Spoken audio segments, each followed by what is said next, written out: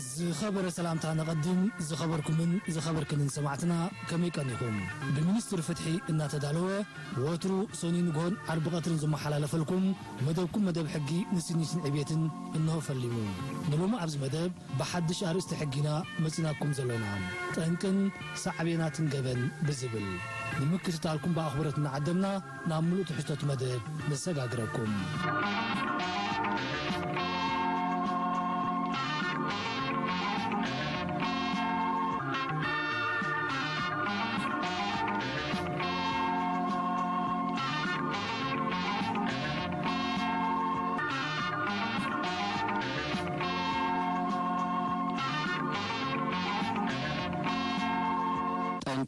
صعبنات جبن سلام عبيتن أبحد عدو زمرا خص بالمخانو كل مدياو قسقاسن عبيتن حد حبرت سب بغندو أبو حسنتن مرقاسن سلام دحنتن نايت حبرت سبي مركوس ازي زخون اللو مخنيات كا سلام دحنتن أب مجبات محبراوي كتبان بوليتيكون معبالة نحبرت سبا قداس ترى سلزلو يوم سلام الرقاتن أبزلو حبرت سب كلاتهم عبالات نايت حبرت سب أب كتباوي من قسقاساتهم أدهبو بمكبار بزي سكفتاي نطفو كلاتهم دما اتي محبراو عماماتهم بزي انكفاتن تصابون يسلاسلو بسلام وفيرهم بسلام نناب أبايتهم نخم اللسو وحسن نسل زرخبو دما أدمع عنتهم كبيبل بأنصار زي أقدم مستقلسة ترؤيتات قبن مزعبي نغسانا ترقاتن سلام حبرت سبز صاررن زي زرقن بمخانو نعبيتن قسقاسن حبرت سبي عنكف قبن زبل أمر بستفلالي أقباب كقلز كالكوان تخونه كلل بزبل أقباب نمقلاسو قنا نربحا حبرت سبحا فشاز قد بمخانو كم مقاس بحطاو مسل وي ربحا تراي نزيت مت حبراو ربحان كبرن زتنكف سلازخونه مزخ عبو مغصعتي أبحقي أقدمو بقلوس النصر نستقلت قدلت بحريات نايسبات تبهايلو كقلز إكاليو نابنت بحاد أبالنا حبرت سبزون النبرت بخال أبالنا حبرت سب مزسرق كم صعبين نايت استفدت مسركي بقرباتو قداز قوون وانا نايت نبرز زخونه والكسب قوان تخونه سراغي أبزلو واللو خبابز نبر كل سب قصون رقوون وحسن زخونه هيوت كحلف سلزي كالوغن حبرت سبون بتزقاتما ناي سرك فتسامه ربحوه يتنكفيهم سلزخونه سركي أب جبنا وحقي بقبو تجلسون فتسامه جبن سرك زخونه سبز بين مالصعتي بنشور أب جبنا وحقي سلز تجلسن سركي جبنيو بسركي جبرنيا خوينوس ترخبا سب دما مسجدلت بحرياتو زمتاتن اب تحقس تجلسه مقصعتي يقصع كم زخبها الكولجن كله اب بحريات نايسبات زقاتن جدلتات جبني مالت هيكونن اذا جدلتات سيفيلاو تحتاتن ترايز صعب وي دما كليتيو مالت جبناون سيفيلاون تحتاتن زصعب جدلت كخوني كاليوم جبن زبل امر بزياده نمغلاصو مستم سيفيلاو تحتات نترايز صعب جدلتات بحريات نايسبات بمنصصار كرئي قال بقدر من فصامتات جبن نحبر السبحه فشا بالو تاز تنكف وي زصلو خوينو سيفيلاو تحتات نزس صعب جدلت جنا بزياده نولقه تبدالي يقدم بخلاي درجه زبص حجبنات نحبر السبحه فشا زتنكف سلازخونو اخبار حقي نحبر تسبن منغستن وكيلو نوابيا تفرد خسي زقرب لهم قدياتهم سيفيلاو قدلتات جنا بزملكتهم والكسباتهم نناب زملكتهم ابيات فردي زقربهم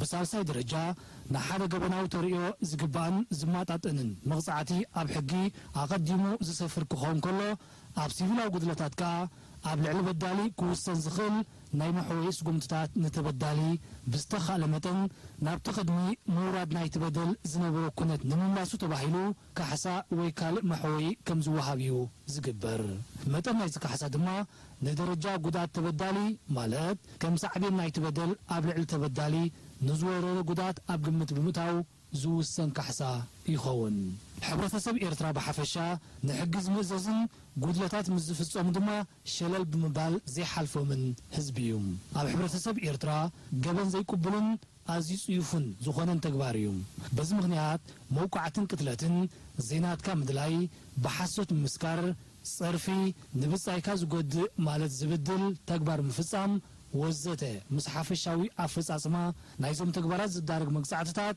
ابياتاوي حقتاتن سرعتاتن حبرتسب إيرترا بنصور سفيروم نرخبهم أوزي حسير صحف مبار ሓፈሻዊ ጠንቅታት ገበን እንታይ እዮም ሳዕቤናት ገበን ከመይ ዝበሉ እዮም ነዞም ሳዕቤናት ንምክልኻል ከመይ ዝበሉ ስጉምትታት ክውሰዱ ይግብኦም ዝብሉ ዓበይቲ ሓሳባት መግለጺ ክወሃበሎም እዩ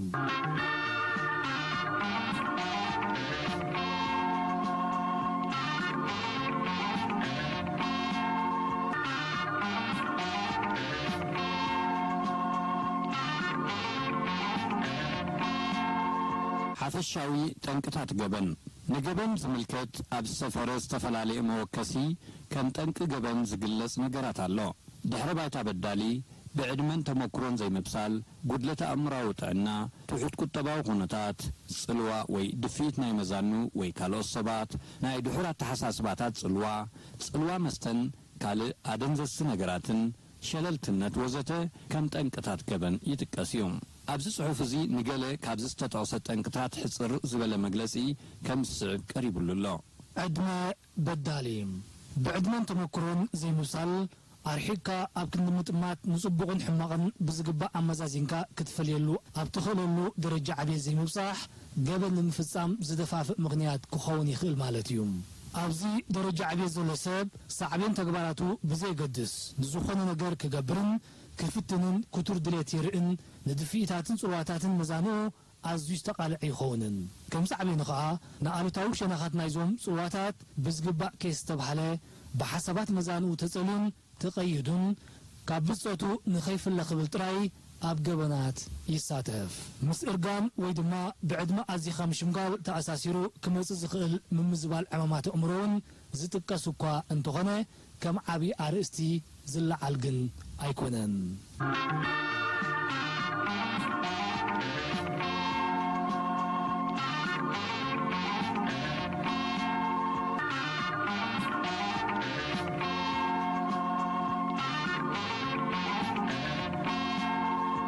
ቁጠባዊ ኩነታት በዳሊ ስእነት ከም ጠንቂ ገበን ኣብ ገለ ጽሑፋት ዝጥቀስ እኳ እንተኾነ ከምዚ ዝበለ ስንሞጎት ግን ካብ ነቐፌታን አንጻራዊ ክርክርን ሓር ኣይኮነን ምዚ ተኣሳሲሩ ዝለዓል ዝሓየለ ሞጎት ስእነት ወይ ጉድለት መነባብሮ ተበላሕትነት ብምዕባይ ብንጡፍ ብምዕባይን ብዝያዳ ኣፍራይን ምዃን ንኽጽዕር ድርኺ ዝፈጥር እምበር ናብ ገበን ጥራይ ዝመርሕ ኣይኮነን ዝብል እዮም ኣብ መነባብሩ ስእነት ወይ ጉድለት ከም ዘለዎ ዝሓስብ ሰብ ኣቐዲሙ ንዘይረኣዮ ዕድላት ብዝግባእ ክስተብል ከምኡ ድማ ይኽእሎ እየ ክገብሮ እየ ዓቕምለኒ ብምባል ኣሚንሉ ንዘይፈልጥ ዕዮ ብትብዓት ገጢሙ ዕዉት ኮይኑ ንኽወፅእ እኹል ትብዓት ይኾኖም ብኻልኣይ ደረጃ ገበን ኣብ ተወሳኺ ጸገም ዘእቱ ደኣ እምበር ፍታሕ ክኸውን ኣይክእልን እዮም ገበን ዝፈጸመ ሰብ ምስ ዝተሓዝ ኣብ ርእሲ እቲ ዝወርዶ ገበናዊ መቕጻዕቲ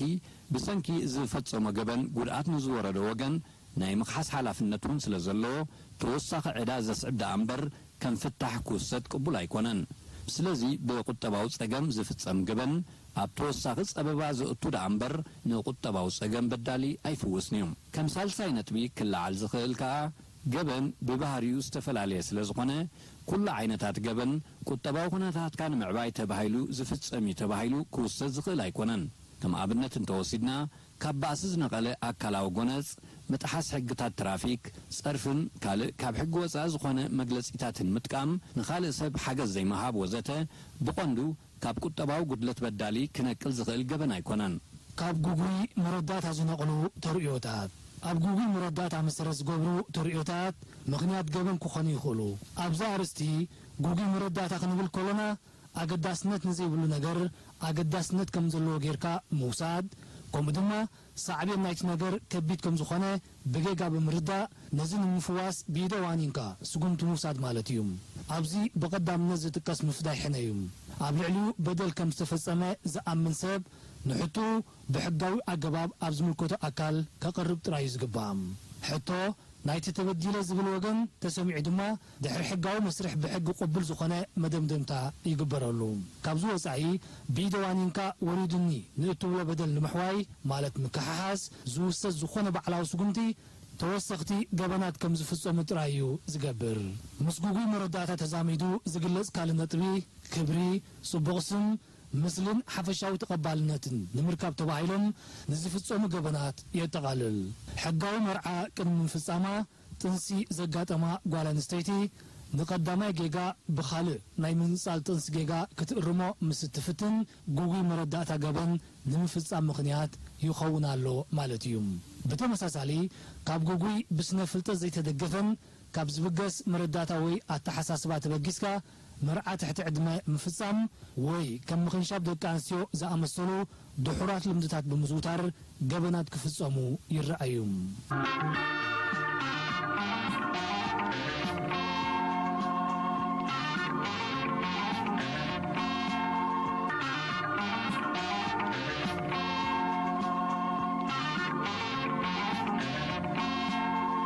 ጽልዋ መስተን ካልእ ኣደንዘዝ ነገራትን መስተ ወይ ካልእ ኣደንዛዝ ነገር ንዓቕሚ ምምዝዛን ናይ ሰባት በኣሉታ ዝጸሉ ግዳማዊ ጠንቅታት እዩ ኣብ ትሕቲ ፍጹም ጽልዋ ናይ መስተ ወይ ካልእ ኣደንዘዝቲ ነገራት ዝኣትዉ ሰባት ንሰላም ናይ ከባቢኦም ካብ ምርባሽ ዝሓልፍ ኣዝዩ ከቢድ ዝኾነ ገበን ንኽዋስኡ ጠንቂ ይኸውን እዩ ሳዕቤን ናይ ከምዚ ዝበለ ጽልዋታት ብፍላይ ኣብቶም ብዕድመን ናይ ህይወት ተመክሮ ዘይበሰሉ መንእስያትን ይርአ ብተወሳኺ ንወልፊ ግዙእ ዝኾነ ሰብ ወልፉ ክዓግስ ይሕግዘን ኢሉ ናብ ዝኣመኖ ዘይተደልየ ቀንጠብጠብ ከኣቱ ስለ ዝዳፋፋ ተወሳኺ ገበን ክፍጽም ይኽእል እዩ ንኣብነት ወልፊ መስተ ዘለዎ ሰብ ገንዘብ ሲኢኑ መስተ ክሰቲ እንተዘይክኢሉ ገንዘብ ክረኽበሉ ከም ዝኽእል ኣብ ዝኣመነሉ ገበን ክዋፈር ይኽእል እዩ ሸለልትነት ጠንቅ ገበን ክኸውን ይኽእል ሸለልትነት ዝተፈላለዩ ደረጃታት ከም ዘለዎ ዝጥቀስ ኮይኑ እቲ ዝውቱርን ልሙድን ዓይነት ሸለልትነት ግና ነትኹሰስ ዝግብኦ ርትዓዊ ጥንቃቐ ከይወሰድካ ብምትራፍ ብዝፈጸምከ ተግባር ገበን ክስዕብ ከሎ ተባሂሉ ክግለጽ ይከኣል ነትኹሰስ ዝግብኦ ርትዓዊ ጥንቃቐ ኣብ ምምዛን ብሓፈሻ ንዕድመ ደረጃ ትምህርትን ተመክሮን ካልኦት ረቑሒታትን በዳሊ ኣብ ግምት ብምእታው ንሸለልትነት ወይ ደረጃ ርትዓዊ ጥንቃቐ ምምዛን ይከኣል ንገለገለ ኮነ ኢልካ ዝፍጸሙ ገዲፍካ ንሕግታት ትራፊክ ብምጥሓት ዝፍጸሙ ገበናት ብሓፈሻ ብሸለልትነት ከም ዝፍጸሙ ዝግመቱ እዮም ብተወሳኺ ሞያዊ ስነ ምግባር ንዝሓቶ ደረጃ ጥንቃቐ ብግቡእ ብዘይምውሳድ ዝስዕብ ጉድኣትን ኣብቶም ብሸለልትነት ዝፍጸሙ ገበናት ዝስርዑ እዮም ንኣብነት ንህዝቢ ኣገልግሎት መጓዓዝያ ዝህብ በዓል ሞያ ድሕነት ተገልገልቲ ንምሕላውን ብምቹእ ኣገባብ ንምጓዓዞምን ክወሰዱ ዝግብኦም ጥንቃቐታት ጉሉጻትን ፍሉጣትን እዮም ነዞም ጥንቃቐታት ዘይምውሳድን ከም ሳዕቤኑ ኣብ ልዕሊ ተገልገልቲ ጉድኣት ከም ዝወርድ ምግባር ገበን እዩ